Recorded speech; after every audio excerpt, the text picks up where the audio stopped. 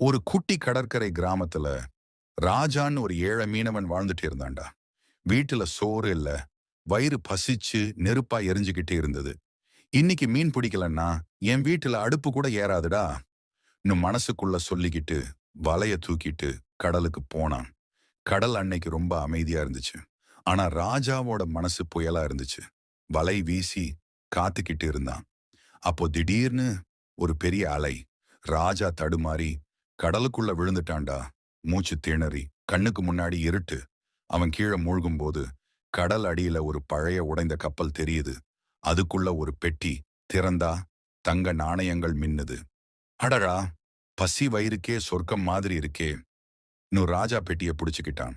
அப்போதான் ஒரு பெரிய சுறா அவன் பக்கம் வேகமா வருது. டேய், மரணம் நேர்ல வருதுடா. ராஜாவோட உள்ளம் நடுங்குது. தப்பிக்க சக்தி இல்ல. மூச்சும் முடிஞ்சிடுச்சு.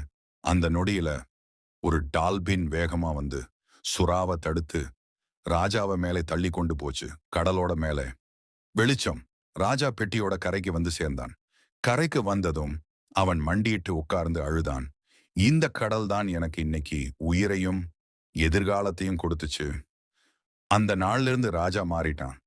தங்கத்தை விற்று பசிக்கிறவங்களுக்கு சோறு போட்டான். செல்வம் பணம் இல்லடா, கருணைதான் உண்மையான செல்வம். ஒரு பசிச்சவனுக்கு ஒரு வேளை சோறு போடுங்க. அதுதான் ரியல் ஹீரோயிசம் நண்பா.